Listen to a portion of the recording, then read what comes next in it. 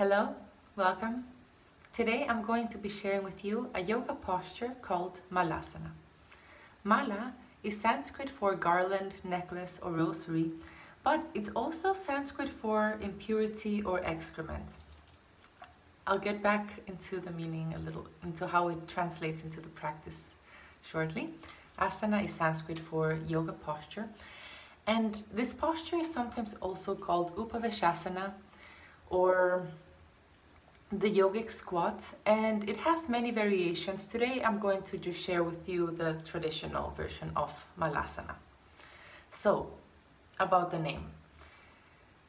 Mala meaning garland, necklace, like a rosary. So the yogis like to meditate with mala. So you may have seen these things that look like necklaces with 108 beads, which they use for meditation. So with the eyes closed, every time they say a mantra or like a japa mantra.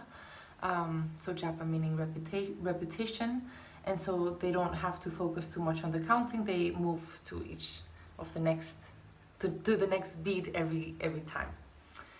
So if you want to take this posture with a little bit more of like this mystical name, it's like when you're in this posture, your arms look like it could be the mala around your neck, like as if it was a necklace. Perhaps because of the way it opens up your hips, maybe yogis were using it to prepare for meditation. Anyway, I'm just jumping in with, that's just an idea that came through at the moment. The rest is from what I've studied. Now, the other meaning of mala, like impurity or excrement, this has to do with the fact that this posture actually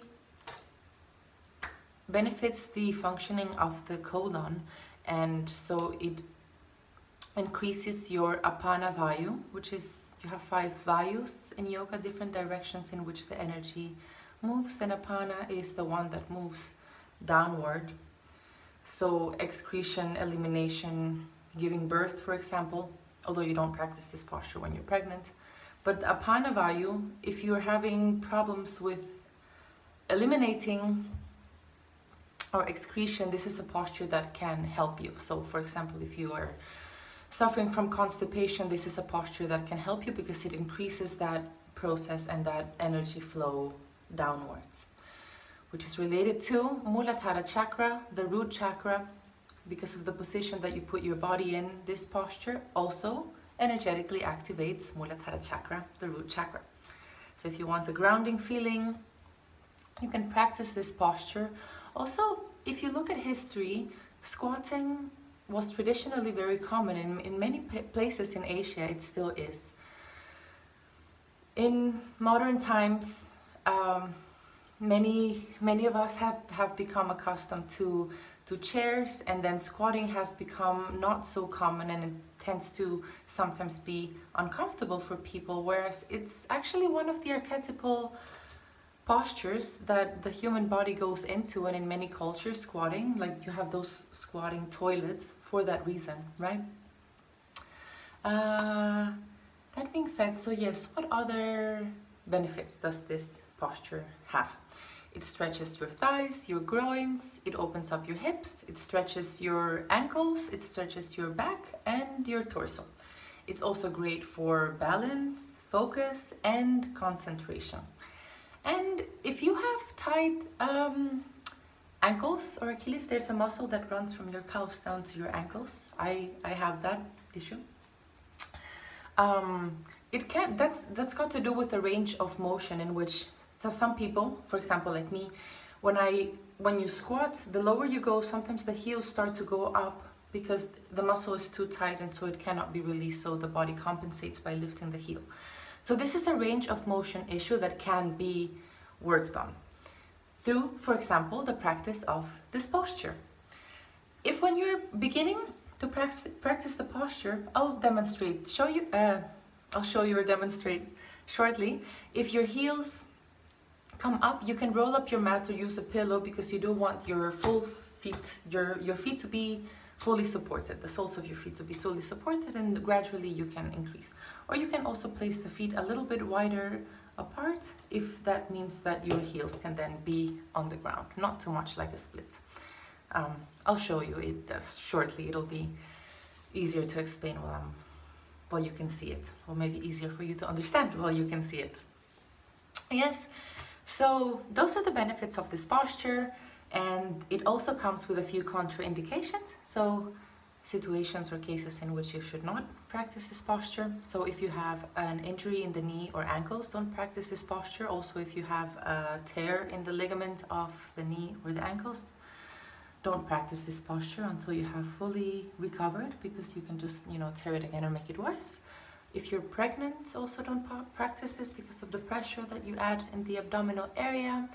If you have strong lower back pain, then just take a rest, and it's best to also not do it until you have some relief, or you can try gently. But if you have a lot of back pain, just avoid practicing this posture until that has passed. And also, it's sometimes if you're a runner, like if you like going jogging and you like to do some stretching or some yoga after running, this is not one of the postures that you would do to relax after running, because it can bring actually more pressure to the areas that you want to bring relaxation into, and you can cause some damage in that case. So this posture is best done after you've done a little bit of warm-up. You can do it in between a kind of a flow. If you do like from some, you know, warrior poses, and you do vinyasa, so you go through your chaturanga, and then from a standing position you can go into the squat and continue. It's one of those fun poses that you can throw in different types of flows, or you can practice it on its own. Yes, so I will now show you how to practice the posture. Basically come to stand on top of your yoga mats or any stable ground. You can also just be on the grass. Just make sure it's stable. And then you place your feet wider than hip distance apart, but not too wide. And then you basically come down. So for me, the ankles come up a little bit. So what you can do is that you can roll your mat so that your ankles can be supported, or you can place the feet just a little bit wider, if that means that your feet will be flat on the ground. Then you want to have your spine straight, so not like, you don't want this, you want an elongated feeling. Grounding the sternum and your tailbone, and as if you're getting pulled up from the top of your head. And now another thing is that you use your elbows to push your knees outward. So you don't want to be crouching down, you open the chest, straight spine, open heart, using your arms to push the knees outward. And if you like, you can close your eyes, or you can keep them open. Stay in the posture for at least a minute, or you can gradually build it up. You can hold it for longer. It's not really like a limit on it, just be aware of your body and how it feels. That's pretty much it. To come out of the posture, you can lift your hips and simply stand up again. So that's Mlsana for you today. I hope you enjoy this posture. Thank you for watching this video. See you next time. May you be well, may you be healthy, may you be happy, and may you be free. Namaste.